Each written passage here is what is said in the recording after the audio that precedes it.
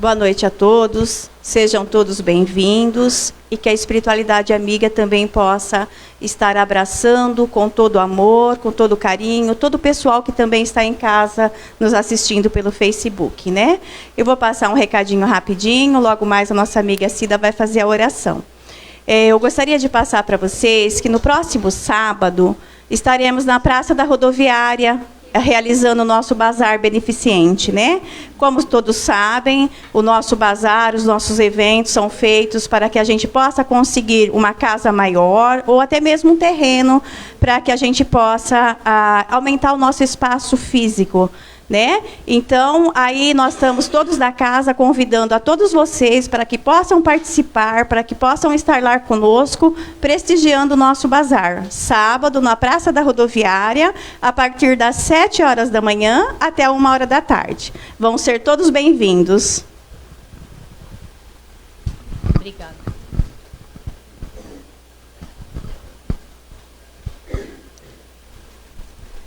Boa noite a todos. Todos sejam bem-vindos.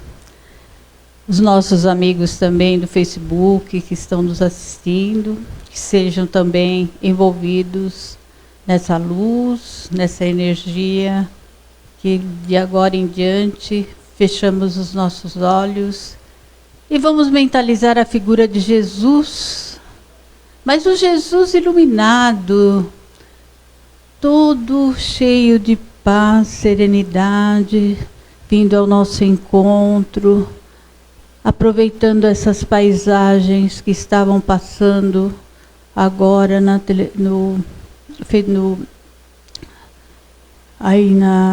deu um branco, desculpa.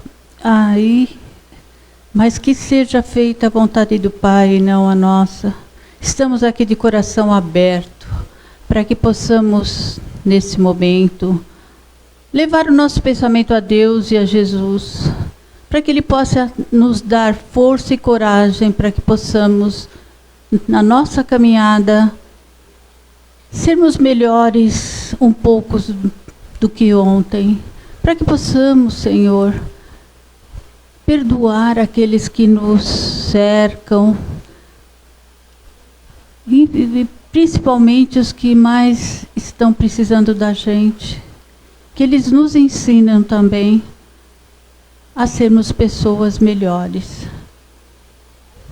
Que o Senhor esteja conosco, que esses irmãos da casa que estão aqui essa noite, já estão preparando a casa desde amanhã, energizando todas as salas, iluminando, para que todos os trabalhos da noite, a palestra, os passes, possam cada um receber o seu tratamento, saindo daqui melhores do que aqui adentraram, envolvidos em luz, em paz, em serenidade, que todos possam passar uma semana tranquila, maravilhosa, abençoada.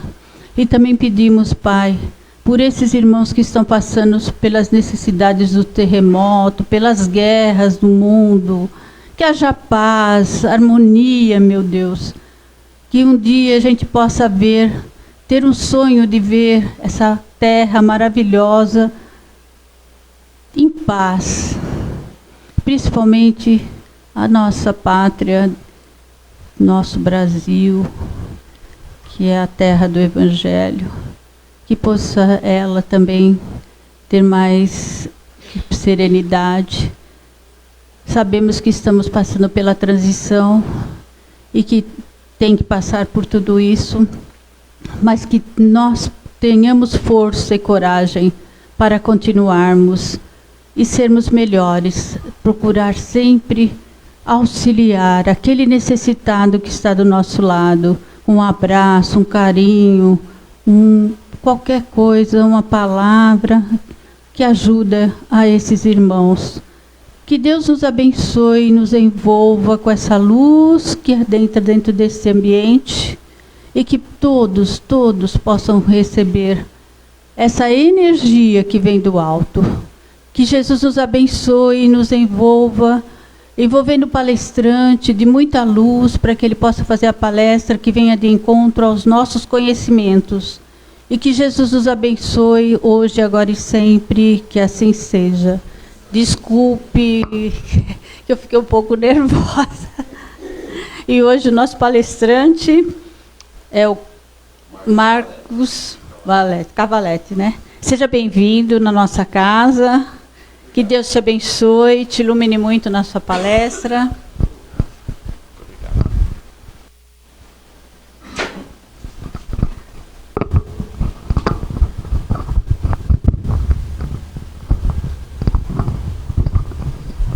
Bom, vai na mão mesmo. Eu não...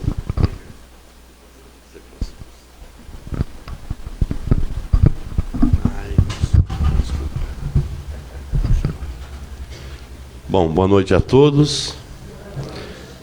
Que a paz de nosso Senhor Jesus Cristo esteja com todos nós. Prazer vir fazer essa palestra aqui essa noite, no Núcleo Espírita Seara do Bem 2. Eu que faço parte também do Núcleo Espírita Seara do Bem de Monte Alto.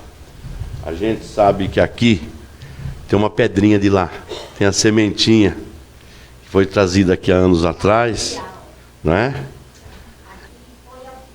Foi a filial, então. O pessoal ia daqui para lá, para praticar o Evangelho, para ouvir a palavra também. E acabou fundando-se esse núcleo aqui. E essa semente floresceu, cresceu e tem raízes fortes. A gente está vendo aqui a casa lotada. Então a importância de levar adiante sempre a palavra, o Espiritismo, o Consolador prometido, principalmente aqueles que mais necessitam, né?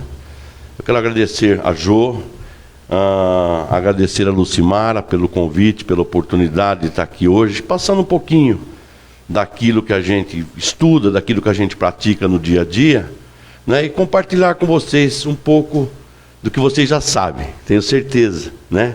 O capítulo hoje é pedir e obtereis, e no final eu vou fazer a prece, né? Peço só o amparo dos mentores espirituais dessa casa, não é? Que já deixaram esse ambiente purificado, esse ambiente gostoso que está aqui. Peço também o amparo do meu mentor espiritual, que me intua nas minhas colocações, para que fique ao agrado de todos, aos amigos internautas que estão aí também. Uma bela... Eu não sabia que vocês transmitiam pela internet, não é? A gente não tem essa modalidade ainda lá, mas a gente vai chegar nisso também, né? Mas um pouco mais de empenho. Mais um abraço a todos, uma boa noite a todos, e que Deus esteja conosco, não é? Então, a gente vai fazer aqui, é pedir e obtereis. Pedir e obtereis. Interessante, né? Interessante. Mas tudo que a gente pede, é o capítulo 27, tudo que a gente pede é pela prece, não é? Sempre é pela prece que a gente pede. E ao merecimento de nós é que Deus vai nos dando as oportunidades de sermos assistidos pelos bons espíritos. Porque aquilo que a gente clama, aquilo que a gente pede, tem 3 tipos de prece: louvor, pedir e agradecer. Mas algumas sempre ficam no esquecimento, né? O agradecimento. O agradecimento do dia a dia, da gente levantar com saúde, disposto, né? Porque, meus irmãos, a fé é uma via de mão dupla. É uma estrada simples de mão dupla, perigosa, né? Estrada de mão dupla. Por que a fé é de mão dupla? A mesma fé que nós temos em Deus, Deus também tem a mesma fé em nós. A cada oportunidade, a cada dia que nós levantamos, nós agradecemos a Deus. E Deus, com a fé que Ele tem em nós, Ele sabe que naquele dia nós daremos o melhor de nós. A cada dia. Então a fé que nós temos em Deus, Deus tem em nós. Porque nós somos centelhas divinas, nós somos parte de Deus. Então o que Ele espera da gente como encarnados, vivendo a experiência humana de espíritos milenares, de várias encarnações? Ele espera o melhor de cada filho. Que a gente tenha propósito. Que a gente use os nossos talentos com sabedoria.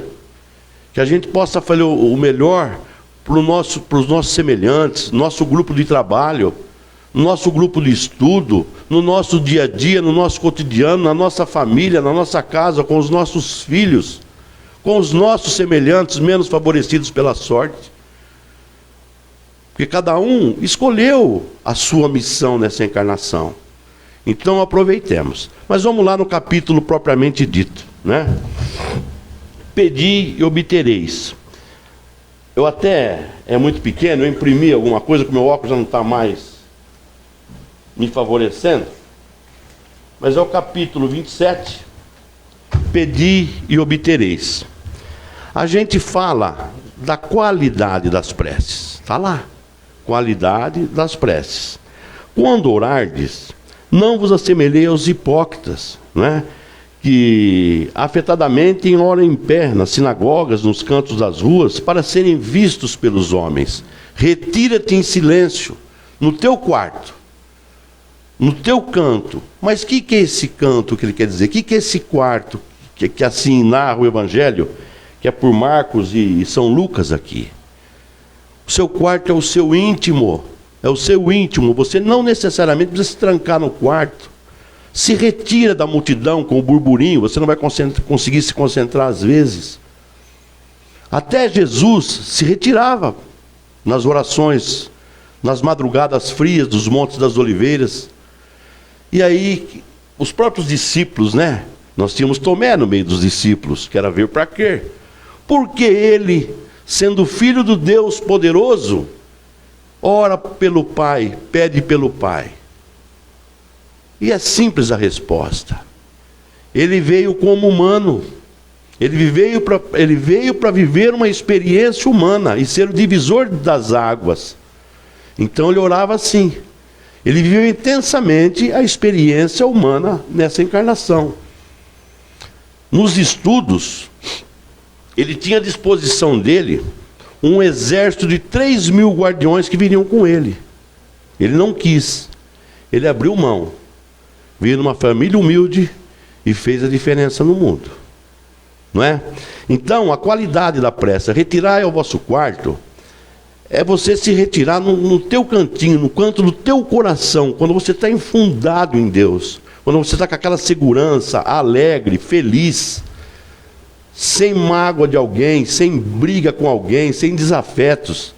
Porque é melhor, antes da gente orar, vá lá se acertar com o seu adversário. A gente está no caminho. A gente está no caminho. E uma hora isso aqui acaba, ninguém sabe o dia de amanhã. Então a gente encontra muito isso na casa espírita, lá no atendimento fraterno. Brigas de irmãos que não se conversam há 10 anos, gente. Espera aí, a vida está passando. Tanta coisa boa houve na infância, e por besteira, por alguma picuinha, herança, você vê tanta coisa que por nada acaba aquela amizade, aquela confiança. E fica aquele rancor, aquela mágoa dos primos, os primos não se conversarem mais. A gente aconselha a reconciliação e graças a Deus a gente consegue, na maior parte. Alguém tem que ceder. Então a gente tem que estar sempre em paz conosco para ser alcançado nas orações. Então ele fala aqui de uma certa parábola também, que 2 homens foram orar, né? 2 homens subiram no templo para orar, um era fariseu e o outro era publicano. Um fariseu e um publicano. O publicano era visto como um terror, não é, dos romanos, que era o cobrador de imposto, era o cara severo. Então subiram 2 para orar. O fariseu, conservando-se de pé, orava assim consigo mesmo. O fariseu orava consigo mesmo. Meu Deus, rendo-vos graças por não ser como os outros homens, que são ladrões, injustos, adúlteros, e nem mesmo como este publicano. Já acusando o outro que estava ali, não é? Sendo como publicano. Eu jejuo 2 vezes por semana, dou dízimo de tudo que possuo. O publicano, ao contrário, conservando-se afastado, não ousava sequer olhar para o céu. Olha a vergonha dele, de trabalhar por romano, era o trabalho dele, né? Ele não ousava nem olhar para o céu para pedir a Deus. Ele não ousava sequer olhar para o céu. Mas batia no peito dizendo, meu Deus, tem piedade de mim, que sou um pecador, declaro-vos que este já voltou para sua casa justificado. Ele reconheceu que o trabalho dele era de um pecador, mas ele reconheceu, não como o outro que falava que jejuava. Então, quando a gente for orar, é melhor a gente não ver o que há de melhor nos outros. É melhor a gente ver as nossas faltas, o que é de pior em nós. Porque não é fácil hoje o mundo, né? A gente está passando por uma transformação. Então, Jesus definiu claramente que na qualidade da prece, quando orardes, não vos ponhais em evidência, antes orai em secreto. Porque tem aqueles que gostam de chamar atenção. A gente está no centro lá, tem uma igreja, não estou criticando a igreja, pelo amor de Deus, todo mundo tem que seguir a Deus de um modo ou de outro, tem que seguir a Deus, tem que ter um caminho. Mas no trabalho, na sessão mediúnica de quinta-feira, tivemos que mudar para a sala do fundo. É o ensaio deles. Aquilo é o ensaio. A gente não consegue nem ouvir. Então, quer dizer, fica difícil. Mas, enfim, qualidade da prece. Qualidade das palavras. Não adianta a gente se alongar em trechos que já vem escritos. A gente está no penúltimo capítulo aqui do Evangelho. E o último são as preces, que são válidas também. São válidas. Então não é pela quantidade. Se você for fazer uma prece lida, que não vem do teu íntimo, que valor tem? É mecânico. Eu não critico quem reza o terço. É um sistema mecânico. E você vai fazer aquela corrente todo dia. Mas e o pensamento? Está onde? Acabou tantas Ave Marias, o Pai Nosso, o Credo, e pronto, e aí? Mas você pensou em alguém? Você pensou no enfermo? Você rezou pelo ente querido que faleceu? Vocês não sabem a importância de um ente querido, de um espírito que está do lado de lá, às vezes no umbral, perdido, né? Desencarnou, está perdido, às vezes está pego a bens materiais, não consegue se encontrar.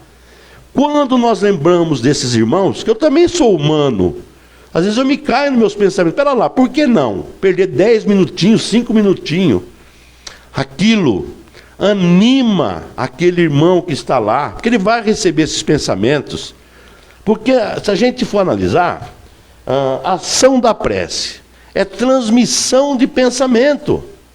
A partir do momento que nós conjecturamos um pensamento naquele irmão que partiu, ou naquele irmão que está enfermo, nós somos transmissores. E vai ter os receptores, que são os espíritos amigos que vão interceder em nosso favor e levar para aquele irmão aquele alívio, aquele refrigério para a alma. Poxa, tem alguém lembrando em mim.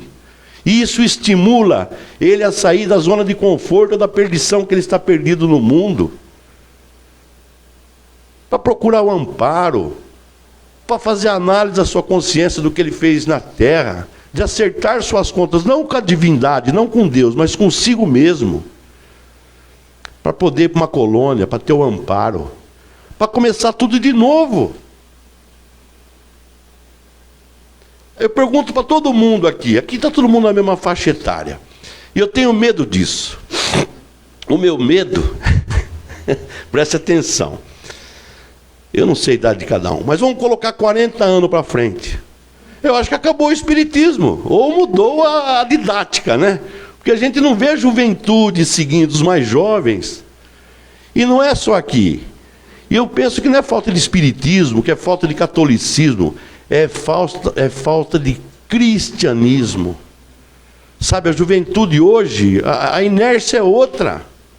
Mas se a gente colocar 40 anos nas costas de cada um de nós, pronto, acho que a maior parte, não a maior parte, eu não vou estar mais aqui para ver isso. Então, a transmissão de pensamento é o seguinte: sempre que você abrir um pensamento positivo e muitas vezes negativo, você vai estar atraindo o que para você? Você vai estar atraindo a negatividade dos amigos não favoráveis a você, que vem. Então, a fé é isso aí, a prece é isso aí, é fé naquilo que a gente faz, né? Então tem as preces, que é a transmissão de pensamento. É bem extenso esse capítulo, mas a gente vai procurar esmiuçar. Da prece pelos mortos e pelos espíritos sofredores.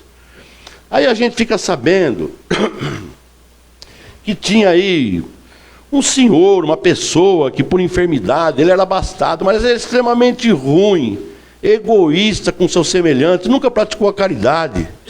Não é? Ele foi egoísta, ele foi avarento, ficou aqui, desencarnou, ficou aí 50 anos penando para lá e para cá, assombrando aquilo que era seu, não deixando que os seus herdeiros desenvolvem. Porque o homem, ele tem que criar sucessores e não herdeiros. Eu tenho um filho só. Ele não é meu sucessor nos negócios porque ele leva o caminho, mas eu criei um sucessor de vida. Um sucessor de vida, herdeiro é só briga. Então, por exemplo, essa pessoa, vamos voltar na tese aqui. Espíritos sofredores, prece por eles. Você acha que ele foi com facilidade atender o chamamento divino de uma nova oportunidade para receber o abraço afetuoso do Cristo e as mãos misericordiosas da Virgem Maria ampará-lo? Não foi. Então, quando você faz uma prece, a gente lembra de quem é assim. Eu já tenho 64 anos, eu lembro de quantas pessoas que viveram na mesquinharia absoluta. Não só em Monte Alto, mas no redor. Você vai trabalhando, você vai conhecendo quem é quem. E quando a gente lembra, você faz uma prece de coração para aquela pessoa. Se recolha, faça o seu recolhimento, peça a Deus que ilumine, que tira ele desse caminho. E o medo? E o medo da consciência, que vai ter a conta lá, alguém falando o que ele fez? As contas estão na nossa consciência. Quando nós fecharmos nossos olhos, não tem ninguém com uma caneta e um papel. Ô, Lucimara, chegou, né, Lucimara? Ah, tá bom, ó. Você fez isso aqui de bem, mas também você fez isso aqui, Lucimara. Não tem nada, Lucimara. É a tua consciência, Jô, que vai te mandar para o teu caminho. Até para o umbral. Você vai ver todo mundo que foi bom indo para o bem, eu vou junto com ele, por que você não fazia isso? Eu não pratiquei daquela forma. Então, nós como os humanos, nós temos que passar nossas provas, provações. Quanta coisa que eu fiz quando eu tinha 20, 30 anos, e hoje chegando aos 64, eu não faria jamais. Jamais, e todo mundo é assim. A maturidade traz o conhecimento, traz a sabedoria, traz a boa vivência junto com os semelhantes, acaba a picuinha, acaba aquelas briguinhas de família, aquelas coisas tolas de sogra com filho, faz aquilo, um falou da outra, é cunhada, aquele diz que me diz. Todo lugar tem isso, desde que o mundo é mundo. Desde que o mundo é mundo. Mas a prece, vamos falar alguma coisa da prece, né? A palavra prece, ela vem de origem do latim, prex, com x, ou preces, que significa pedidos, súplicas, votos e desejos. Dividida, ou em seus... desculpa, ela é de... Parece que eu já falei. A gente acontece isso. Orar a Deus é pensar nele, é aproximar-se dele, é pôr-se em comunicação com ele. Há 3 coisas que podemos propor pelo meio da prece. Olha lá, louvar, pedir e agradecer. Né? A gente pede, mas vamos lembrar de agradecer. Nós não temos nada para pedir naquele dia? Não. Vamos louvar. A hora que a gente colocar o pé no chão, obrigado, meu Pai, é mais um dia. Pode botar confiança em mim, pode botar sua fé em mim, que eu vou dar o melhor de mim hoje. E ao dormir, nós vamos fazer o mesmo, né? Mahatma Gandhi, um grande estadista, o Gandhi, né? Ele era hinduísta, hindu. Mahatma Gandhi, de religião hinduísta, ele também era do islamismo, que lia o Corão, mas não deixou de ler várias vezes a Bíblia, né? Ele propunha os ensinamentos de Jesus, tendo o sermão do monte ou sermão da montanha como fonte dos princípios morais, respeitador de todas as grandes religiões. Ele libertou a Índia, ele era indiano, que era uma colônia da Inglaterra, sem derramar uma gota de sangue sequer. Ele só fez isso pela desobediência civil. Eles desobedeciam. Não precisou ter uma faca, não precisou ter um fuzil, não precisou ter uma guerra, nada. Ele libertou-se a Índia da Inglaterra. Olha o que ele fala da prece, hein? Presta atenção nisso aqui. O que o Gandhi falava a respeito da prece, da oração. A oração, olha, a oração é a chave da manhã e a tranca da noite. Precisamos falar alguma coisa? É a chave da manhã e a tranca da noite. Por quê? Agradecemos de manhã e pedimos um sono reparador durante a noite, não é? A intervenção dos bons espíritos que nos leva assim a lugares maravilhosos. A gente não sonha com tanta gente boa, com entes queridos, às vezes pessoas que nós nem conhecemos, mas você estava numa união, estava tão gostoso aquilo, você acordou, mas parece aquela pessoa. Quem que era aquela pessoa? Pode ter certeza, foi gente que já passou conosco em outras encarnações, em outras etapas, não é? Então, na prece, tem mais uma coisa interessante aqui, ó. A prece tem ligação instantânea no intercâmbio mental. A prece tem ligação instantânea no intercâmbio mental. Ela pode ser vertical. Vertical. O que a gente vê vertical? Para cima. É uma linha vertical. A prece vertical, ela tem aspirações realmente elevadas. É quando você vai a Deus, quando você vai pedir o concurso dos santos, dos anjos, que são espíritos superiores. Todo mundo tem seu santo de devoção. Não é porque a gente tem espírito espírita, a gente está na condição de espírita, mas todos esses santos são espíritos iluminados. Você pega São Jorge, São Benedito, São José, que está aí, que foi o pai de Jesus, todos são espíritos elevados. É a eles que nós temos que pedir a nossa intercessão, pelos bons espíritos ou por nosso santo de devoção, que não deixa de ser um espírito. Aí nós temos a prece horizontal. Ela se diferencia totalmente da vertical. A prece horizontal, eles vão pedir anseios vulgares, e encontrará ressonância, pedindo na horizontal, vocês vão pedir anseios vulgares, e encontrará ressonância junto aos espíritos ligados ainda aos problemas da Terra. Aí tem outra, que é a descendente. O que é descendente? Você vai procurar aconselhamento de espíritos nada elevados, que não tem moral, não é? Então são os petitórios inadequados, expressando desespero, rancor, propósitos de vingança, ambições, ligações com entidades de baixo teor vibratório e invocação também. A gente não vê, às vezes na linha do espiritismo, tudo é interligado. As correntes dos baianos, dos pretos velhos, dos caboclos. Mas em todo segmento tem gente do bem e gente do mal. Não é? E se você faz pacto aí, você nunca deixa de ser devedor. Tem gente que pede para acertar os números da Mega Sena. Os desígnios de Deus já foram nos dados. Quando nós pactuamos para descer nessa encarnação. Eu até os 50 anos não tive nada de saúde. Me considerava um homem de ferro. Saúde, nunca precisei médico, levava assim, gripe, passava. Eu fiz os 50 anos de idade e a coisa foi andando. Eu passei por 7 cirurgias. Eu tenho um problema, eu quase precisei amputar a perna esquerda. Que era de um problema de nascença, que eu tinha nas 2 pernas. Eu tive aneurisma, aí veio a trombose. Aí colocaram a mola dobrou. E aí veio na outra perna, fez um bypass, arrancou e mudou. Então eu fui enfrentando, mas com coragem, com resignação. Eu nunca deixei de ter fé. Eu sabia que eu saía dessa situação. E depois de todo esse monte de cirurgia das pernas aí que acabou em 2018, a última, graças a Deus, em 2021, o que vos fala aqui, 9 dias na UTI com Covid. Então, eu não vou falar que eu não titubeei aquele dia que eu entrei na UTI. Eu vi o doutor Eide falando com a doutora Amara no corredor. Eu falei, o caso é comigo. O caso é comigo. Ele falou, Marcão, nós vamos para a UTI. Nós vamos para a UTI. Aí tem a mulher dele, que é a Cidinha, que é a enfermeira, que vocês conhecem. Falei, você me pega uma folha de papel, uma caneta. Eu queria deixar uma carta para o meu filho. Ele não está aqui em Monte Alto, ele mora em Campinas. sozinho no hospital, que já não pode entrar ninguém. Covid é totalmente isolado, todo mundo sem roupa,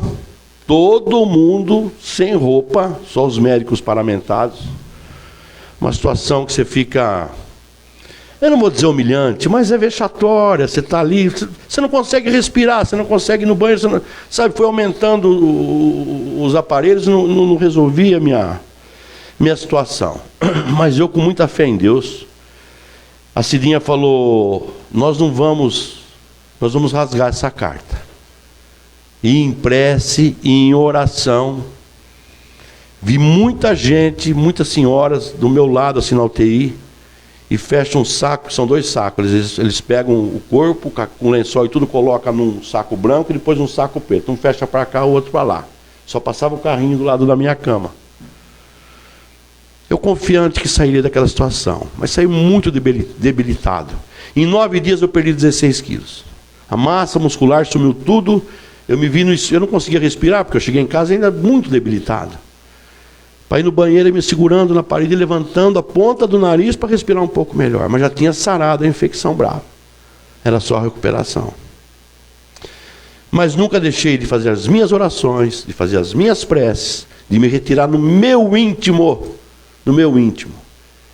Então, a fé, a coragem, a resiliência, a resistência, e tendo Deus no coração, confiando no Mestre Jesus, nos seus ensinamentos, não vai faltar nada para ninguém.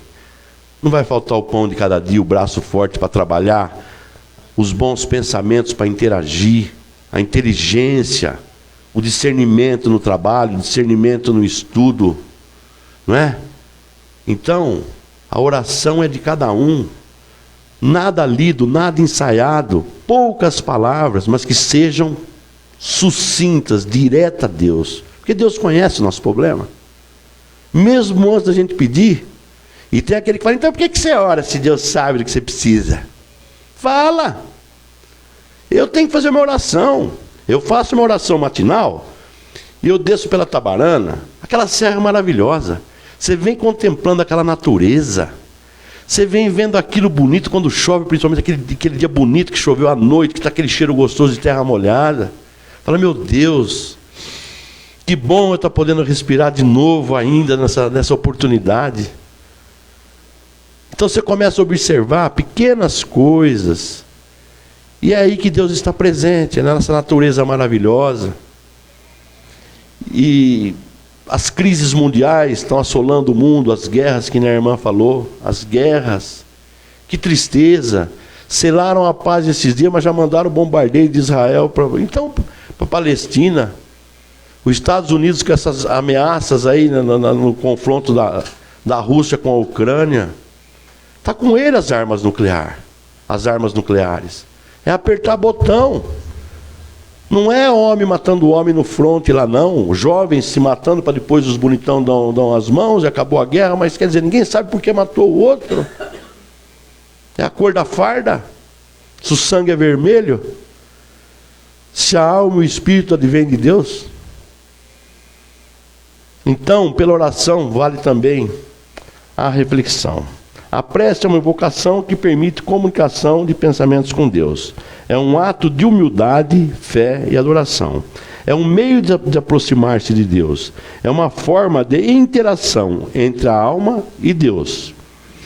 Como a prece pode nos ajudar? A prece pode ajudar a consolar, diminuir nosso sofrimento dos espíritos que já desencarnaram.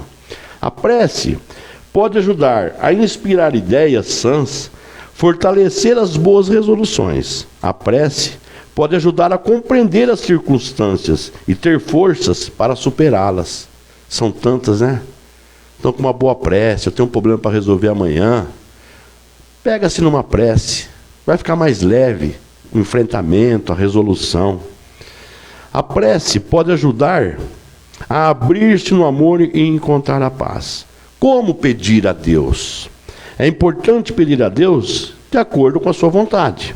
A vontade de Deus inclui a harmonia, a felicidade da vida.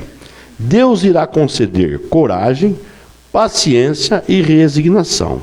Deus irá conceder os meios para nos tirarmos das dificuldades que nos encontramos. Então, tudo é pela prece. Pedi e obtereis, tudo se pede e tudo se consegue por uma boa prece. A não ser que aquilo vai te fazer mal.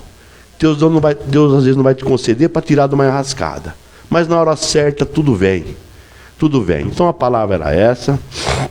Eu quero agradecer novamente a oportunidade de estar aqui com vocês, de explanar. Vamos fechar os nossos olhos, elevar os nossos pensamentos a Deus misericordioso e maravilhoso, e a Jesus, nosso Mestre.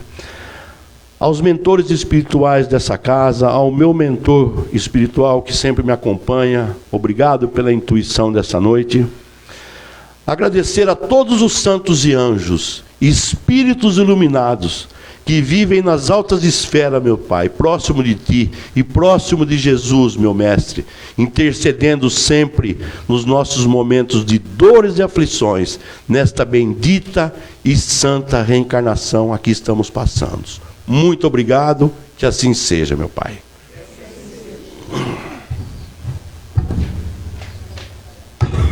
Pronto.